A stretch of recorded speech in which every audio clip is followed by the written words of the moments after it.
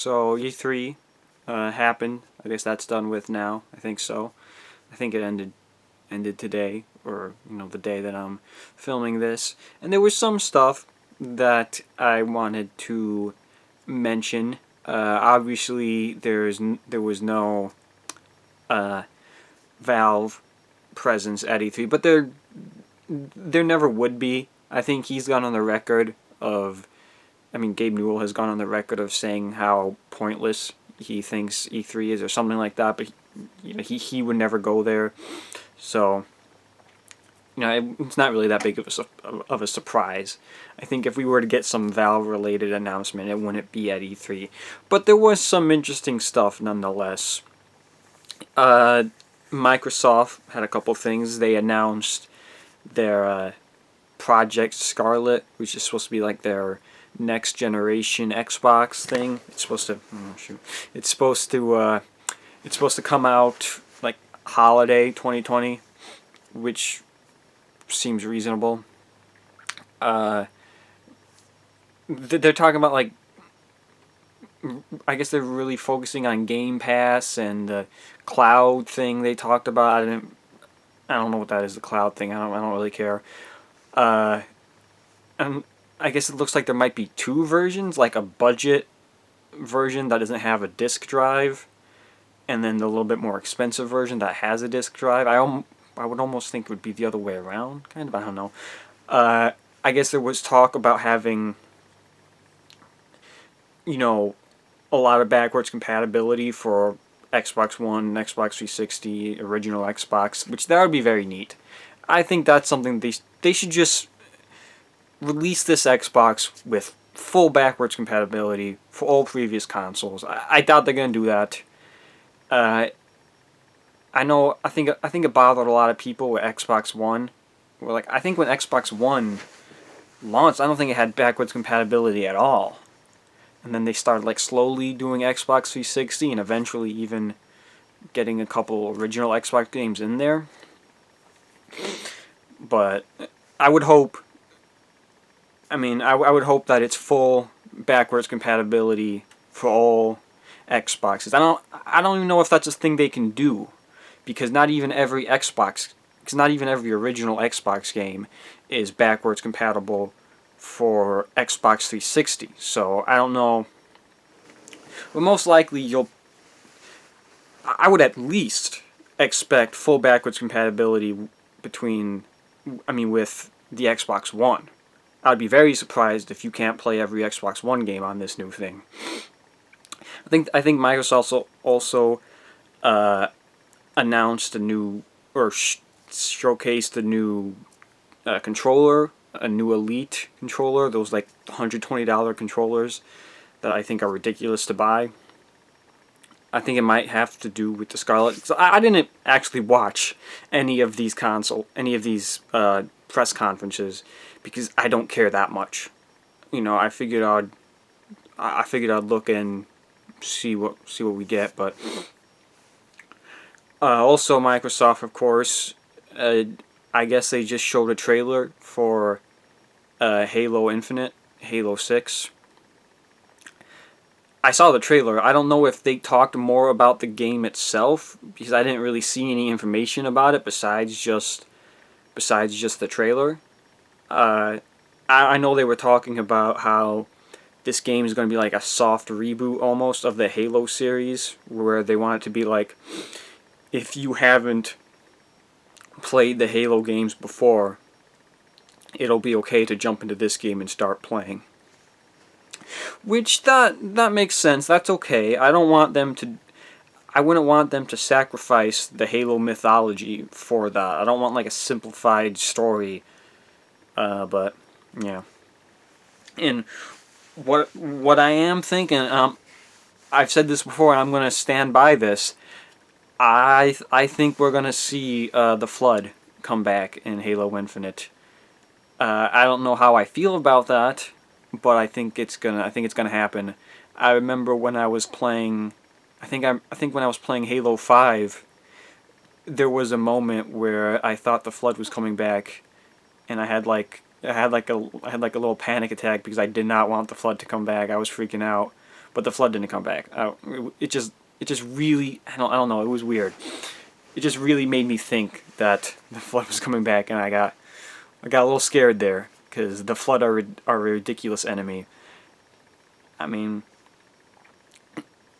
you know, I think they're gonna come back in Halo 6. They're talking about soft rebooting it or whatever. I think that would be a very good way, because they are an iconic Halo enemy, more so than the Forerunner. Those Forerunner guys you got there, the Knights and the crawling ones, and no one cares about those. No one likes those. I don't even remember half of them. I was trying to remember if they were even in Halo 5. I mean, I think they are. I don't know like what class and rank are in Halo 5 from Halo 4, but no one likes those Prometheus Forerunner things. Prometheans, or is that Alien? I don't know. But yeah, I think the Flood's gonna come back. I'm looking forward to that game. There were a couple other games I saw were announced, or yeah, I guess announced. And it's funny, I had in a video I was previously talking about how we haven't had any of these type of games in a while, and E3 comes along and shows a trailer for both these types. The first is Lego Star Wars: The Skywalker Saga. I guess it's gonna be a Lego Star Wars video game of all 9 Star Wars movies. You know, I guess Phantom Menace to Rise of Skywalker, or A New Hope to Rise of Skywalker, however you wanna look at it. But yeah, it was just a couple like cutscenes or whatever of in-game, you know, not in-game footage, but you know, cutscenes that would show in between the game. You know what cutscene is. And it seemed like there might not even be voice actors, which I thought is kind of strange, because Lego games have started to veer towards having voice actors, especially the superhero side of things with the Lego Marvel and the Lego DC stuff, video games that they do. They've done a lot of Batman video games. They've done a couple Marvel Avengers video games. I don't know, because I know Lego Star Wars, when that first started off with, I think they did the original trilogy first, or maybe they did 1, 2, and 3 first. I don't know. Maybe they did.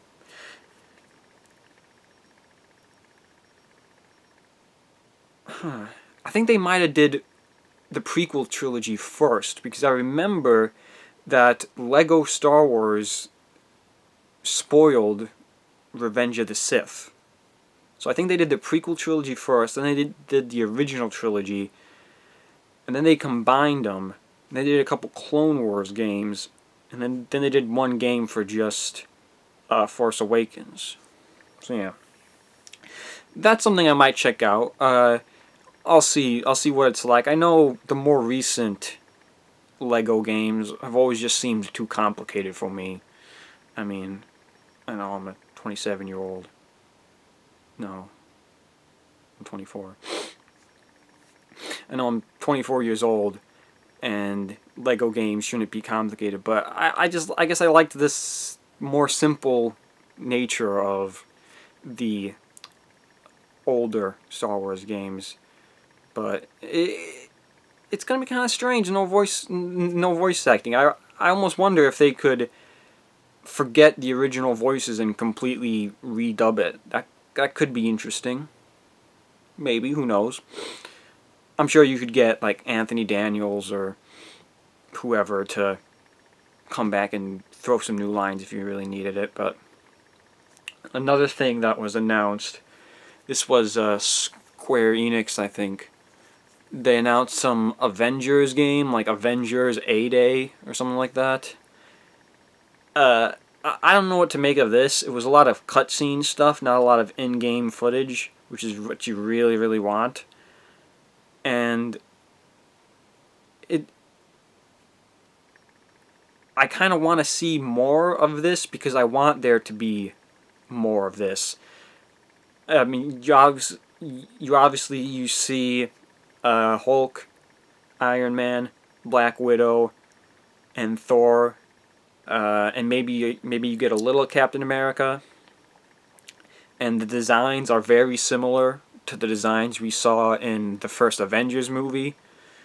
I mean, the Bruce Banner Hulk, just Bruce Banner in general, looks very similar to how Mark Ruffalo looked in the Avengers movies, wearing that purple button-up shirt. And I want to see more because I want more in the game. I don't want to just play as those 4 or 5 characters. I would want to play as other characters. So if it's just those characters, I'm probably not going to play because it doesn't seem that interesting to me. But it could look cool. Some of the character designs looked kind of weird. I think it was almost trying to make them look too much like the MCU counterparts, but then still make them look different. So it's a weird mix that they didn't get right, if you ask me. And then there were 2 other things I wanted to mention. I don't think I'm forgetting anything. These are games that I know I'm going to be getting, and that is, well, first, this wasn't announced at E3. This was announced like before E3. They're doing a remake of the original Xbox game SpongeBob Battle for Bikini Bottom, and then the other game is they're doing a remake of the original Xbox game Destroy All Humans. And those 2 things are something that I'm very excited for. If this is going to be a trend of remaking or remastering original Xbox games, I am 100% down for that. I love those original Xbox games. I'm definitely going to get them. I'm super looking forward to that. I'm really hoping it's not $60. I'm going to be a little disappointed if it's $60. Maybe I'll wait a little bit and buy them used for like $30 or something. But yeah, if they start re-releasing some old Xbox games, that's going to be great. Because I do have a lot of those. I know I have a Destroy All Humans, and I don't have SpongeBob Battle for Bikini Bottom. But those are 2 really great games I like a lot. Yeah, I think next on my list of games that I would want them to remake would probably be the Simpsons Hit and Run, because that was such a fun game. I would kind of like them to remake Indigo Prophecy, but I know they did a remaster of that I got on PC, so that could kind of settle me. And it's nice with the Master Chief Collection and the anniversary editions that I can play Halo and Halo 2 on various consoles and forms. I gotta see about the Master Chief Collection on PC, if that's something that my computer is going to be able to handle. I'm thinking it might. I'm thinking it should at least be able to handle Halo 1, Halo 2, and maybe Halo 3. If anything, it might not handle Halo 4 too well. I don't know. I'll have to see what that's going to look like. But that's something else that I would be interested in. Just because of like simplicity, really. I mean, I would rather play it on Xbox. And I mean, if I got the Master Chief Collection and I was playing it on my computer, I would just use an Xbox controller to play it anyway, because that's how I play Halo games. So I don't know.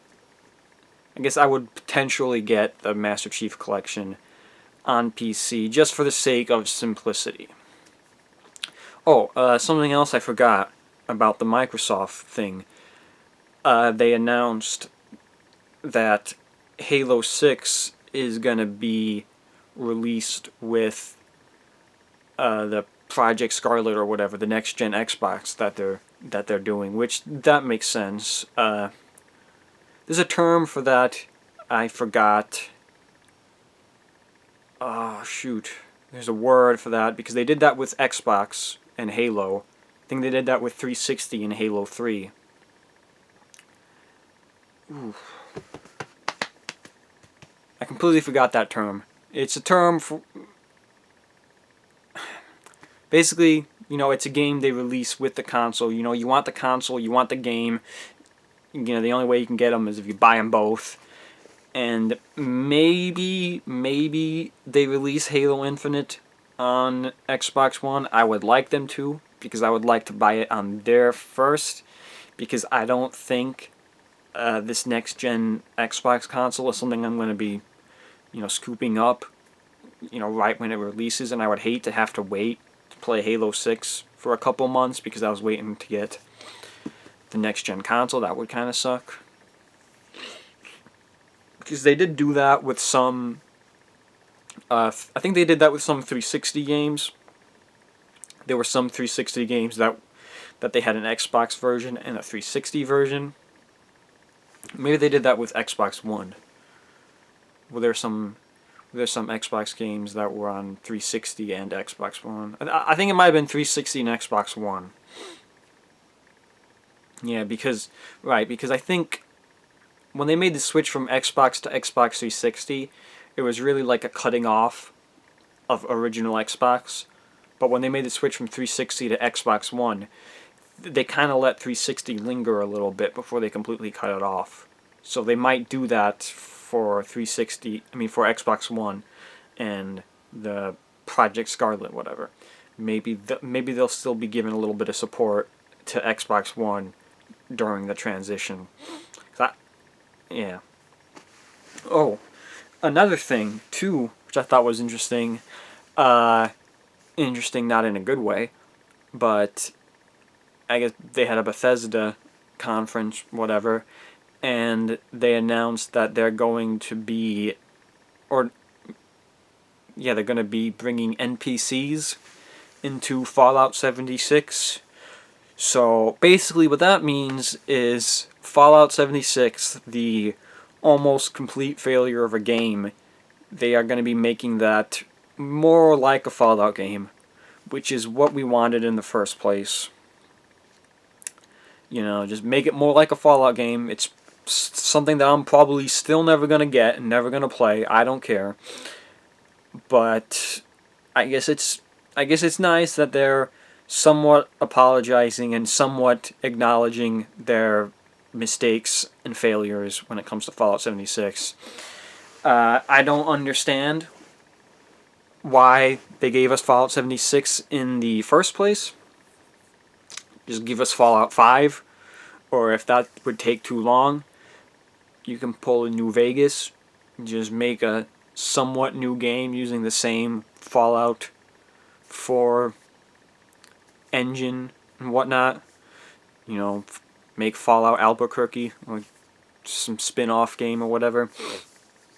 Which is almost kind of what they did with the Fallout 76, because it's the same, engine and graphics, and looks the same, and weapons and whatnot. So they just announced that they're making Fallout 76 more like Fallout 4.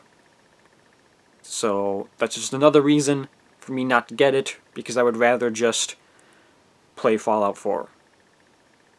Fallout 4 was a very fun game, my favorite Fallout game, and besides all the glitches and bugs that have been going on with Fallout 76, and I don't know if that situation has been resolved, I just know the situation was very strong when it was first released.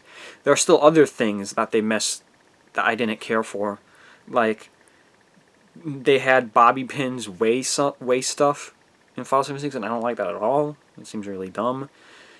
But yeah. So yeah, I think that's gonna be no Elder Scrolls 6 news either. I think that's still a ways out, but I think that was last E3 that was announced or something. I don't know. But yeah, that's going to be it for today's video.